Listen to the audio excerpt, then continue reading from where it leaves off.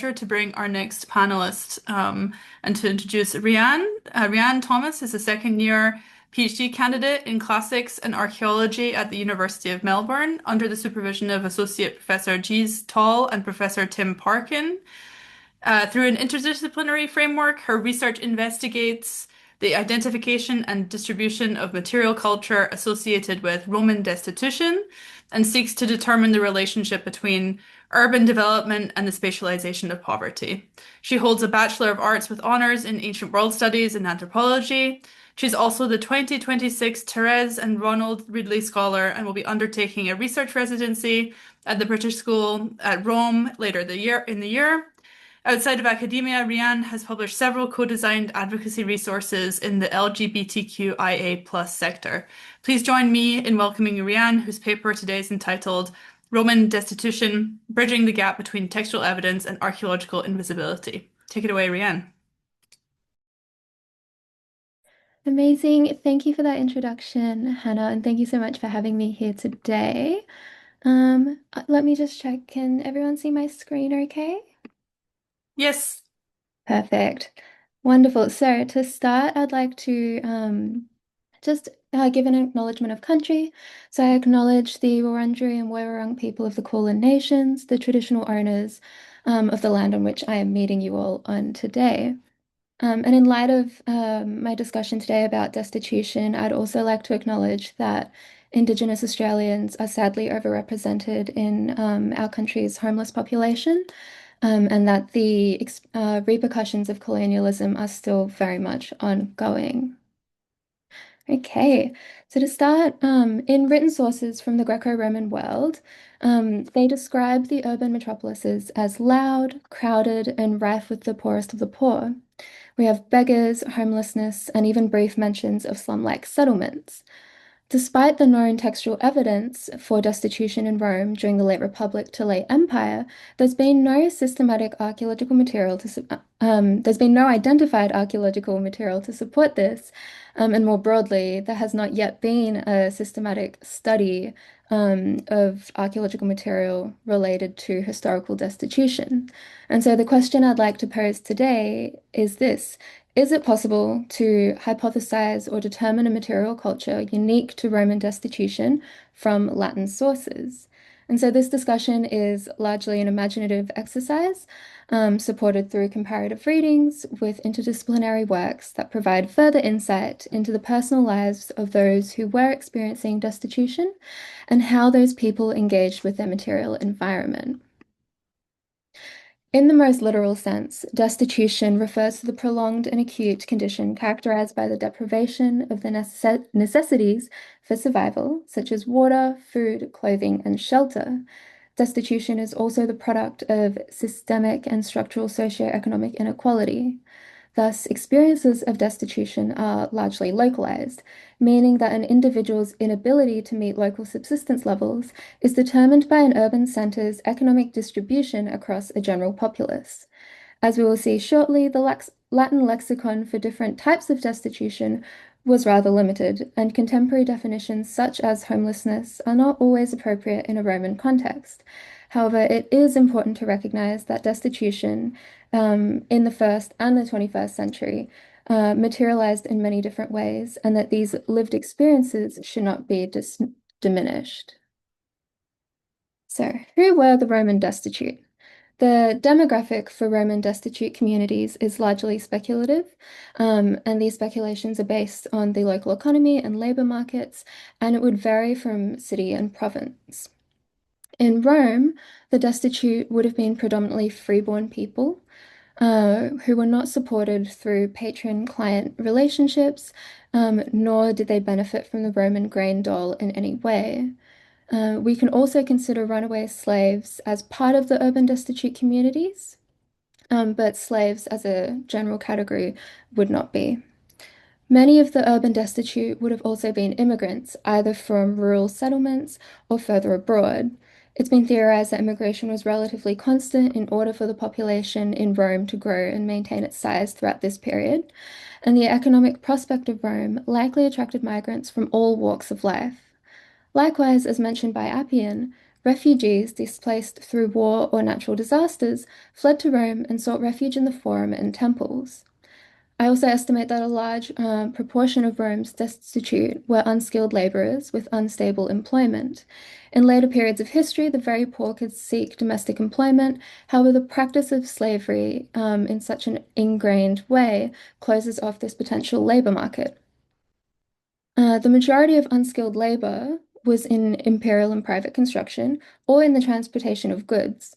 As calculated by Janet Delane, huge building projects under emperors such as Trajan would have seen a dramatic spike in available unskilled day labor. But this employment was also inherently confined to one, the project's duration, and two, weather conditions. And lastly, the destitute were also victims of circumstance through perhaps business failure or sudden eviction. So, subalternity refers to groups who experience social, political, and economic marginalization, while subaltern studies exercises the recovery of marginalized voices previously silenced through elite or colonial historical records. In the case of the Roman destitute, marginalization has occurred on two fronts. First, in elite written and material culture, and again in academic practice.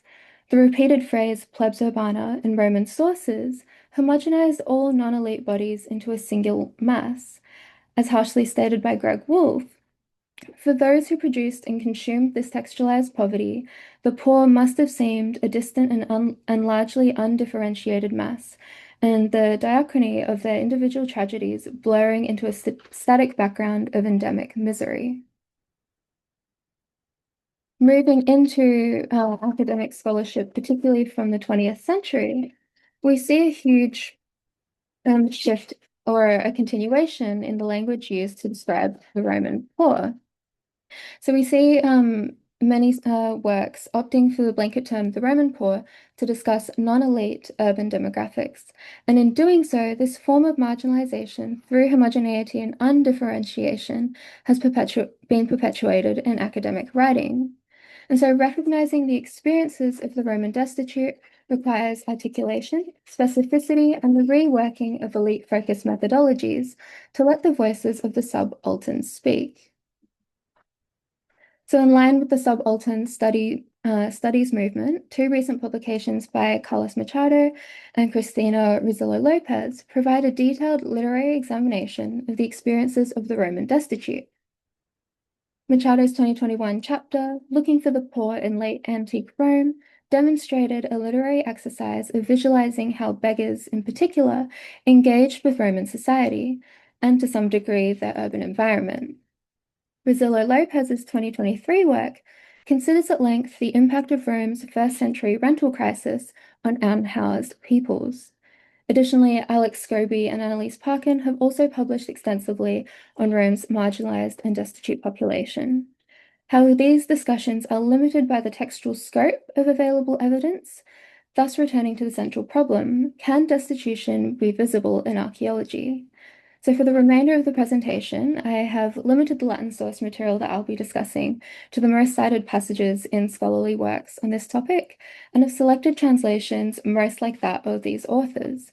In doing so, I hope to demonstrate how reworking the existing understanding of Roman destitution might be able to bridge the gap between literary and archaeological knowledge.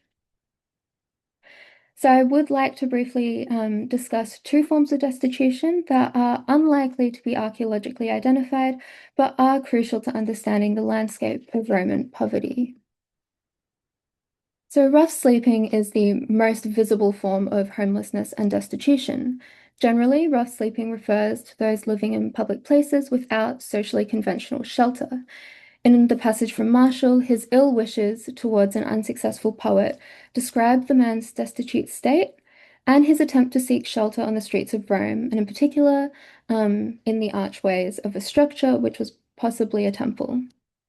Similarly, Ammianus Marcellinus is Later's history of Roman places, the evening routines of the destitute under theatre awnings. We could also inference that any public architecture that provided a dry place to shelter, such as porticos, may have been popular places for nighttime refuge. Other references also frequently mention the Roman homeless seeking shelter under bridges. In Jason Lynn's analysis of Roman attitudes towards bedding, he suggests that the Romans perceived the shelter offered by beds as a distinguishing factor between beast and man, and more importantly, civilized from barbarian. As such, it is no wonder why high degrees of shame and scorn were shown by elite authors writing about the urban homeless, particularly those who were sleeping rough. Begging within the context of Roman urban topographies appears in several works, with some notable examples in Seneca's Controversiae, which is quite graphic, and throughout juvenile satires. Unlike descriptions of rough sleeping, begging is always located on the street, and further topographical details are not frequently mentioned. One exception is Horace's epistles that do feature a disabled beggar at an intersection with a bridge. The nature of begging or panhandling, relying on the alms of strangers, does require the beggar's exposure to high traffic areas to increase their visibility. In a spatial study of begging in Denpasar, Indonesia, panhandlers consistently chose routes that passed by the maximum number of religious sites, medical and civic buildings, and retail areas to increase their potential earnings. Panhandlers also preferred consistent routes and begging times to increase their reputation and network in a particular area. These characteristics are also likely to be very similar to that of the Roman beggars in antiquity. And so, although rough sleeping and begging is almost nearly impossible to archaeologically identify without explicit indications such as graffiti, it is important to recognize the ways in which extreme poverty and destitution touched every facet of Rome's urban fabric. So, moving on to what forms of destitution may be archaeologically visible, and these are anything related to informal occupation, ranging from individual shelters to settlements or slums. So, to start us off, a public decree posted in the Forum of Trajan in 397 CE provides a very interesting detail regarding unplanned living arrangements. If any person should attempt to locate a hovel or hut in the Campus Martius, we command by the decree of the illustrious prefect, he shall be stripped of all his resources and be delivered into exile and perpetuity. In this passage, two curious details can be found. The first is the use of the word tuguria, frequently translated as hut, and was most often used in the context of shepherd or peasants' dwellings. Regarding the etymology of Tigurium, Philip Baldi has suggested that the term may have been derived, among other factors, from tignum, meaning building materials such as timber, logs, or beams. This may provide a stronger indication for the materiality of the structure beyond the vague designation of hut. The second clue is the punishment for the offense. The stripping of resources suggests that the perpetrator had some degree of capital beyond the means of the poor or destitute. This implies that the offending structures in the Campus Martius were built and leased by a landlord to the less fortunate. In the Digest of Justinian, it is stressed that the designation of hut was reserved for buildings that were more fit for rural protection than urban housing. With this description of a hut in an urban context, we can surmise that the informal dwellings in the Campus Martius were one, freestanding structures that had most likely a thatched roof that was quick to assemble and cost effective and had a enclosed exterior. So on the right-hand side here, I've included an artist's reconstruction of a work hut from Piavina in Tuscany that went through multiple phases of use before it was abandoned in the 5th century CE. Outside of Piavina, excavations from agricultural sites across the Italian countryside have shown that temporary and more permanent hut-like structures had mixed material construction, such as being built in stone, pise, which is a building material made from clay or earth, and also timber. So using these attributes documented in rural hut structures, informal dwellings such as the Tuguria mentioned as being erected in the Campus Martius may be identified by the following archaeological characteristics. It is likely that these structures had compact earth flooring, possibly with a central post hole that supported the roof, especially as the huts would have likely been small single-room dwellings. In the construction of the walls, it is highly probable that reused stones or bricks formed the foundation. Or in the case of Piavina, Pisa was used to form the structure's walls on top of existing stone rubble. Based on the socioeconomic class of the inhabitants, it would be expected for artifact deposits to be predominantly common, with much more easily accessible ceramic ware types without a lot of variety. And so, to support these hypothesized features, I've provided two examples of informal hut-like structures. So the first image on the top there is from Rome in late antiquity. It was an abandoned hut that was found cut into a collapsed imperial level of the Porticus Aemilia, which was a structure that overlooked the Via Ostiensis. The find was characterized by a compacted earthen floor, and the reuse of the porticus's existing materials was used to build up the collapsed walls. And it also was found with a shallow post hole that supported a roof. In the second image there comes from Pelham Bay in New York. It's from an excavation of a known homeless encampment that was occupied from the early 1970s to the late 1980s. And it revealed a temporary shelter that was identified by an informal floor level and a shallow post hole. And so the post hole was actually used to support the hull of a small rowboat, which formed a temporary makeshift roof.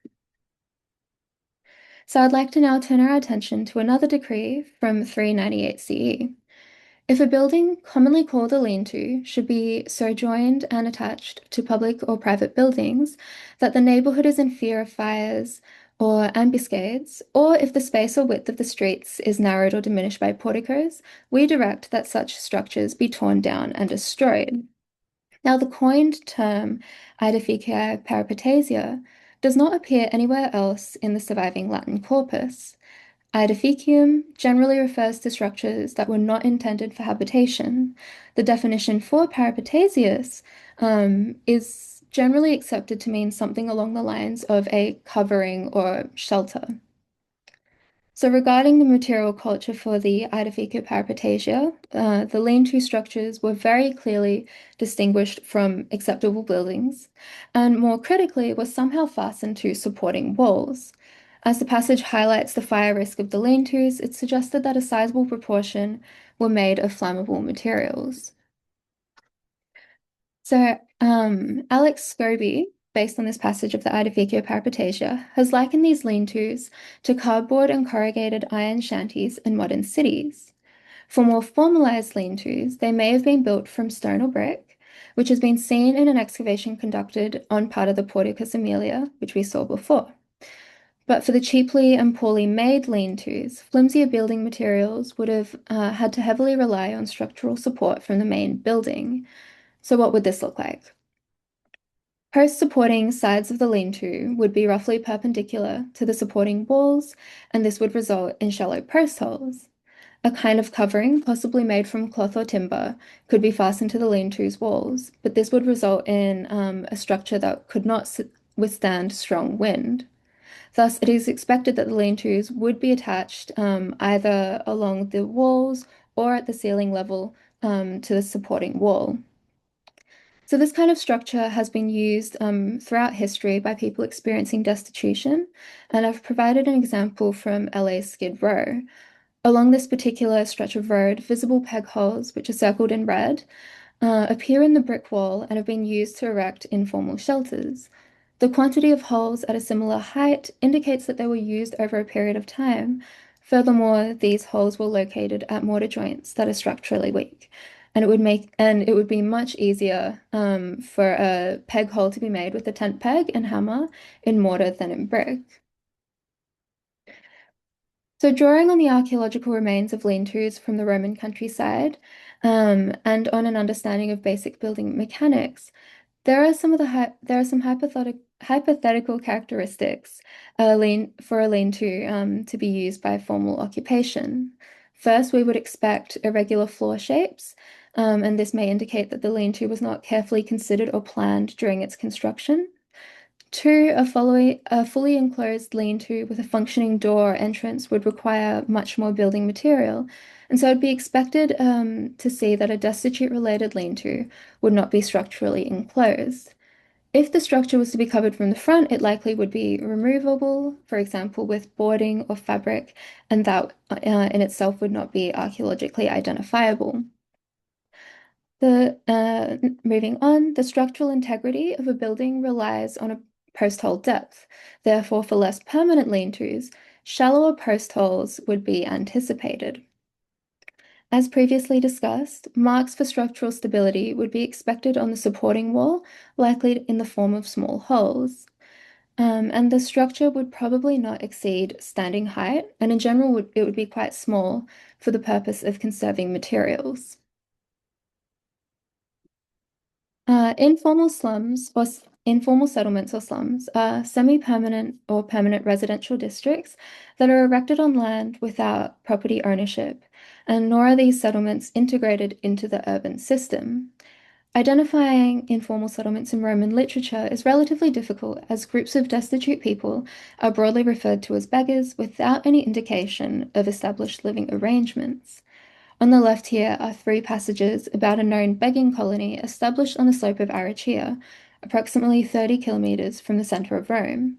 The repetition of the location suggests that it was a well-known area within the landscape of Roman poverty. The second excerpt from Martial on the eviction of a merchant named Baccara explicitly insinuates that the man and his meager belongings were recognizable as the material culture associated with the settlement and homelessness. Likewise, Juvenal also explicitly names a popular begging spot in the Grove of Camenae. The location of the grove is widely accepted as being just outside of the Porta Capena, near the Via Appia. This area, in relation to the surrounding topography, would have been an ideal begging spot with access to foot and carriage traffic along one of the busiest roads entering the metropolis. And it was also outside of the city walls, forming a marginal area with a physical barrier between the destitute community and the urban settlement. While it is unclear if this was a temporary community of beggars or a more permanent camp, it is possible that this area at some point may have facilitated an informal settlement. In many of the written sources that discuss material conditions of destitution, beggars were rarely discussed in a group or in a collective manner such as this. But this does not discount the possibility that there were a number of informal, destitute communities scattered throughout Rome and its urbs. In a study on the emotional geographies of informal settlements in the Western Cape, South Africa, researchers found that those experiencing destitution turned towards marginal or interstitial spaces to alleviate social stigma towards being unhoused. Aside from meeting subsistence levels, locations for informal settlements tend to be driven by emotions such as shame and humiliation. The community founded in such living arrangements is not only practical through the sharing of shelters and resources, but it provides a sense of collectiveness, dignity, and support. In the ancient past and in a communal society such as Rome, it is likely that this would also be the same. So, when considering where Roman slums were located, there are a number of key factors to consider. Large slum communities predominantly appear in peri-urban areas, or at least on the outskirts of the urban center, even when informal settlements may be locally known and have a colloquial toponym, they are usually not recognized by the city municipality or appear on maps. Therefore, it's unlikely that if there were any large informal settlements, for them to appear on the sovereign plan of Rome. On the other hand, very small settlements, consisting of only a handful of shelters, are more likely to appear in underdeveloped city blocks throughout lower socioeconomic districts. Slum developments also tend to occur where possible, near rivers or harbors, to secure one, access to drinking water, and two, to also access the unskilled casual labor opportunities that are associated with city docks and industrial districts. And lastly, and the most significant characteristic of informal settlements is that they occupy undesirable or marginalized land. This may be land that is excluded from the urban site, either through natural or man-made boundaries, such as rivers or major traffic routes. Land available for long-term informal settlement must also be less valuable, perhaps in terms of location, for example, being located outside of city walls, with increased vulnerability to attacks or environmental risks such as flooding. So, to wrap up, using all of these written sources and contextual knowledge, is it possible to estimate a probable area for informal and destitute occupation? Returning to the hovels and huts in the Theodosian Code, I've highlighted two areas in red that have the topographic and geographic features for supporting informal occupation in general, but also a possible informal settlement. The proximity of the campus marshes to the Tiber meant accessible water, but the area was also more prone to flooding. Prior to the Aurelian expansion of the city walls, the Regio was outside the boundaries of Rome's urbs, and from the imperial period, the campus also had a distinct civic function. Moreover, based on the area's proximity to high traffic routes, entertainment districts, religious infrastructure, and retail opportunities, it was also allegedly the location for the city's first vegetable market, the Forum Holitorium. And so, if you remember the characteristics of begging and rough sleeping locations mentioned at the beginning, many of these fit the profile of the campus and may have attracted a number of destitute people struggling to make a living. Adding this all together, and given that the campus was considered to be publicly owned land, the prohibition of huts may actually suggest that there was a significant destitute community in the Regio, and that there was a possible informal settlement, although the size is indeterminable. So, to wrap up, why does Roman destitution matter?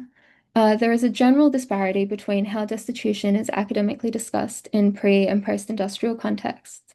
Urban destitution in the form of slums and homelessness is generally conceived as a post industrial modern phenomenon, but throughout antiquity into the medieval period, destitution has been observed as a constant presence in highly urbanized cities. As we have seen, the urban destitute were a steady presence in Rome's literary landscape from the beginning of the empire until its collapse. Even though there is not yet an archaeological study dedicated to the lives and experiences of the Roman destitute, I hope that through this talk I've demonstrated that it is possible to hypothesize what a material culture of Rome's poorest residents may have looked like. Thank you.